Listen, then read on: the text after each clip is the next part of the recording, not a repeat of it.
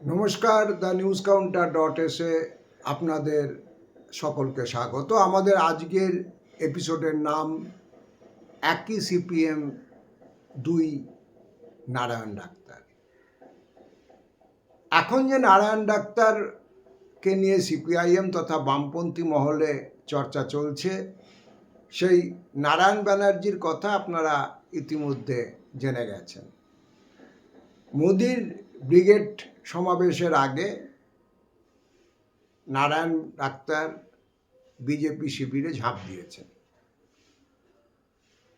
এখন এই নারায়ণ ব্যানার্জি আদৌ পার্টি সদস্য ছিলেন কিনা আমার জানা নেই, এটা সিপিআইএম নেতৃত্ব নির্দিষ্টভাবে বলতে পারবেন। তবে একথা ঠিক যে নারায়ণ ব্যানার্জি বামপন্থী শিবিরের সঙ্গে ছিলেন। তিনি মেরুদণ্ড বিক্রি নেই টি শার্ট পরে ফেসবুকে ছবি পোস্ট করেছেন। সিপিআইএম নেতৃত্বের সঙ্গে একাধিক হাস্যোজ্জ্বল ছবি তার ফেসবুক প্রোফাইলে জ্বলজ্বল করছিল।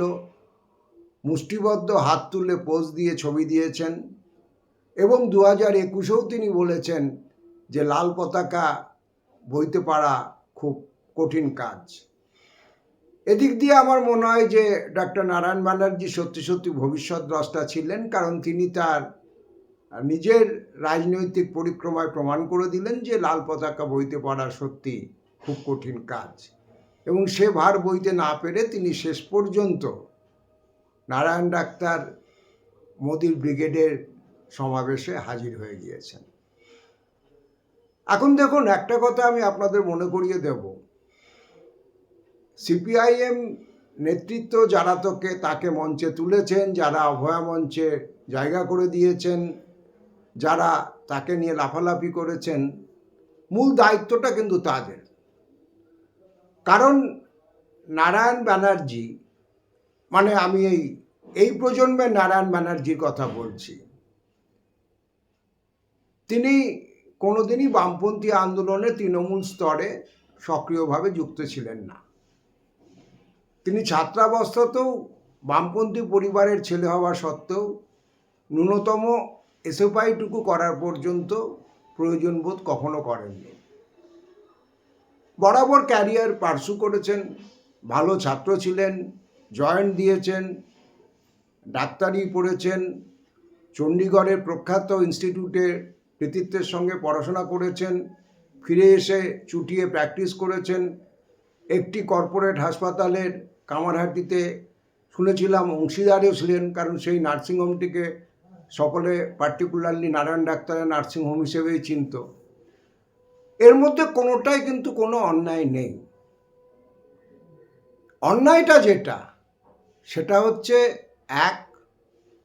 যে রাজনৈতিক নেতৃত্ব তার রাজনৈতিক অবস্থান বিবেচনা না করে তাকে নিয়ে লাফালাফি করেছেন।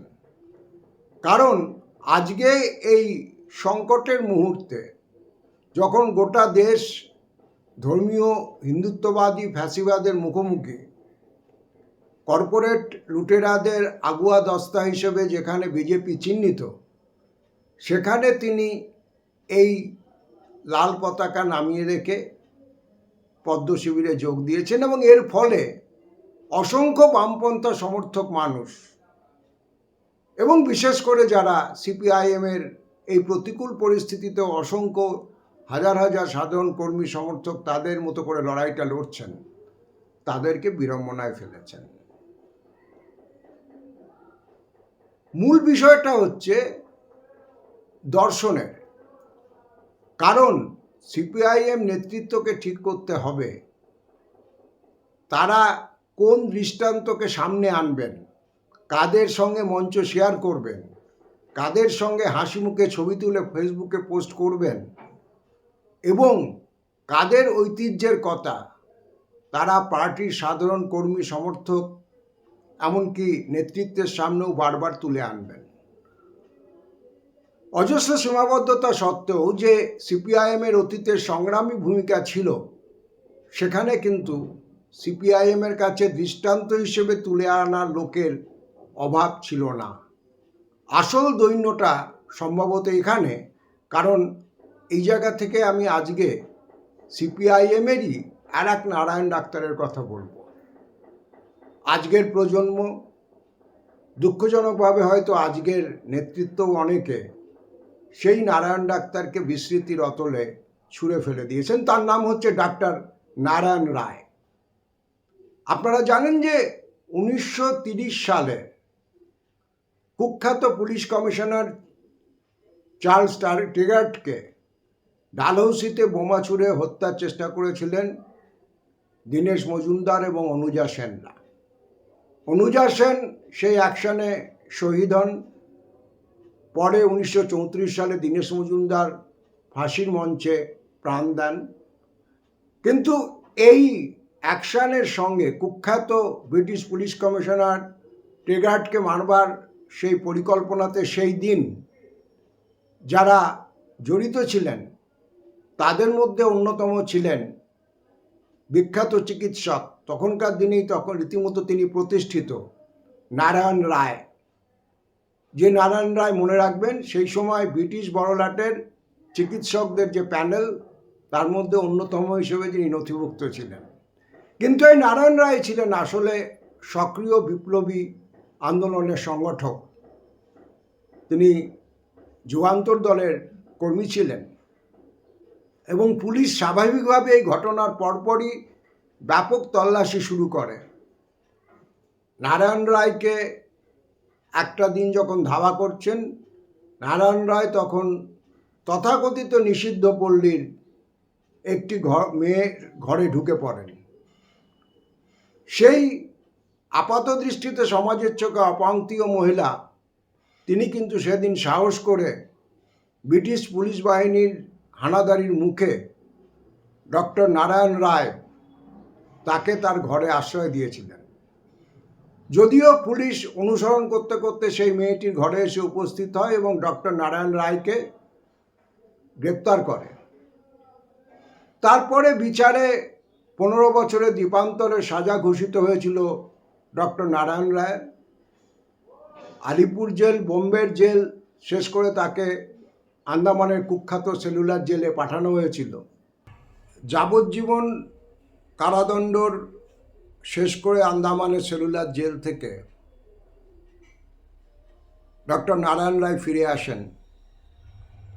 তার 2-1 বছরের মাথাতে দেশ স্বাধীন হয়। এখানে আর একটা ঘটনা বলবার, সেটা হচ্ছে নারায়ণ রায়কে নিষিদ্ধ পল্লীর যে মেয়েটির ঘর থেকে যে নারায়ণ রায়কে শেল্টার দিয়েছিল পুলিশি তল্লাশির মুখে, যখন পুলিশ গ্রেপ্তার করে নিয়ে যাচ্ছে, নারায়ণ রায় মেয়েটিকে কথা দিয়েছিলেন যে আমি যদি বেঁচে থাকি এবং জেল থেকে ফিরে আসতে পারি এই দেশে, আমার এই কলকাতা শহরে, আমি তোমাকে এখান থেকে উদ্ধার করে নিয়ে গিয়ে পূর্ণ মর্যাদায় সামাজিক পুনর্বাসনের ব্যবস্থা করব। যেটা ইন্টারেস্টিং, নারায়ণ রায় যখন আন্দামান থেকে ফেরত এলেন, অতগুলো বছর কারাবাসে কাটিয়েও, কঠিন কারাবাস সেলুলার জেলের, তিনি কিন্তু সেই অজ্ঞাত পরিচয় মেয়েটিকে, সেই পতিতাপল্লীর মেয়েটিকে যে কমিট করে গেছিলেন, সেটা কিন্তু ভুলে যাননি। চিকিৎসক নারায়ণ রায় দেশ স্বাধীন হওয়ার পর যখন বিয়ে করেন, তিনি সেই মেয়েটিকে পূর্ণ স্ত্রীর মর্যাদা দিয়ে বিয়ে করেছিলেন এবং কৈলাসবোস স্ট্রিটের যে বাড়িতে তিনি থাকতেন সেখানেই নিয়ে এসে উঠেছিলেন। আজকের দিনের দর্শকদের পক্ষেও হয়তো এটা বুঝতে খুব একটা কঠিন হবে না। অতগুলো বছর আগে, 75-76 বছর আগের এই ঘটনাতে সামাজিক অনুশাসনের চোখ রাঙানিকে কতটা অস্বীকার করতে পারলে একজন চিকিৎসকের পক্ষে এইরকম একটা ভূমিকা পালন করা সম্ভব। নারায়ণ রায়ের এই সিদ্ধান্ত সেদিনকে কলকাতার সংশ্লিষ্ট মহলে ব্যাপক আলোড়ন ফেলেছিল, এটা বলা বাহুল্য। তদানীন্তন কংগ্রেসী মুখ্যমন্ত্রী বিধান রায়, যিনি চিকিৎসক হিসেবে একজন প্রমিসিং তরুণ ডাক্তার হিসেবে ডক্টর নারায়ণ রায়কে চিনতেন, তিনি কলকাতার সমস্ত প্রতিষ্ঠিত চিকিৎসকদের বলেছিলেন যে নারায়ণ রায় যখন তার মেয়েকে আনতে যাবে কনেকে, সমস্ত চিকিৎসকরা তাকে অ্যাকম্পানি করবে। আজকের এই নষ্ট ভ্রষ্ট যে রাজনৈতিক সংস্কৃতির মধ্যে আমরা রয়েছি, সেখানে এই ঘটনাটা কতটা গুরুত্বপূর্ণ আশা করি আপনারা বুঝতে পারছেন। পরবর্তীকালে ডক্টর নারায়ণ রায় যোগ দিয়েছিলেন ভারতের কমিউনিস্ট পার্টি বা সিপিআইতে, এবং 64 সালে যখন পার্টি ভাঙে, সিপিআই ভেঙে সিপিআইএম তৈরি হয়, নারায়ণ রায় সিপিআইএমে চলে আসেন। 67 সালে প্রথম যুক্তফ্রন্ট সরকার ক্ষমতায় আসে। নারায়ণ রায় তখন সাধারণ মানুষের চিকিৎসক, গরিব মানুষের মাসিয়া হিসেবে পরিচিত। তিনি বিধানসভায় সিপিআইএম টিকিটে নির্বাচিত হলেন তার এলাকা থেকে। পরিস্থিতি এমন ছিল যে যারা পুরনো কংগ্রেস সমর্থক, বরাবর কংগ্রেসকে ভোট দিয়ে এসেছেন, তারাও ডক্টর নারায়ণ রায়কে ভোট দিতেন। এখন 1967 সালে যখন যুক্তফ্রন্ট সরকার গঠিত হচ্ছে, যুক্তফ্রন্টের মধ্যে এবং সিপিআইএমের মধ্যে জোরালো দাবি ছিল ডক্টর নারায়ণ রায় স্বাস্থ্যমন্ত্রী হিসেবে দায়িত্ব নিন। এখন একটা মন্ত্রিত্ব পাওয়ার জন্য কি কি ঘটে সেটা আপনারা জানেন, আমি সেসবের পুনরাবৃত্তি করছি না। কিন্তু নারায়ণ রায় বললেন যে একজন বামপন্থী সংগঠক হিসেবে আমি মনে করি মানুষের মধ্যে কাজ করবার জন্য মন্ত্রিত্ব না হলেও চলে। আমি মানুষের মধ্যে যেভাবে কাজ করছি সেভাবেই কাজ করতে চাই। নারায়ণ রায় যাতে মন্ত্রিত্ব নেন এটা বোঝানোর জন্য জ্যোতি বসু তার সেই কৈলাসবোস স্ট্রিটের ছোট্ট বাড়িতে হাজির হয়েছিলেন, কিন্তু নারায়ণ রায় মন্ত্রিত্ব নিতে অস্বীকার করেন, সাধারণ বিধায়ক হিসেবে থেকে যান।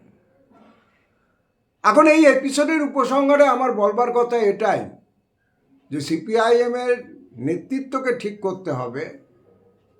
তারা এই নারায়ণ রায়দের যে আগ্নেয় উত্তরাধিকার, সেটাকে তাদের কর্মী সমর্থক এবং নতুন নেতৃত্ব, নতুন প্রজন্ম এবং সর্বোপরি সাধারণ মানুষের সামনে তুলে আনবেন, অথবা কর্পোরেট হাসপাতালের আলোকে উদ্ভাসিত, সামাজিক মাধ্যমে ভেসে থাকতে সক্রিয় নারায়ণ ব্যানার্জিদের তারা তাদের পোস্টার বয় হিসেবে সামনে আনবেন। এই সিদ্ধান্ত নেওয়ার ভার অবশ্যই সিপিআইএম নেতৃত্বের। আপনারা আপনাদের মতামত আমাদের কমেন্ট বক্স খোলা থাকে, সেখানে জানাতে পারেন। দেখা হবে পরবর্তী এপিসোডে। সকলে খুব ভালো থাকবেন।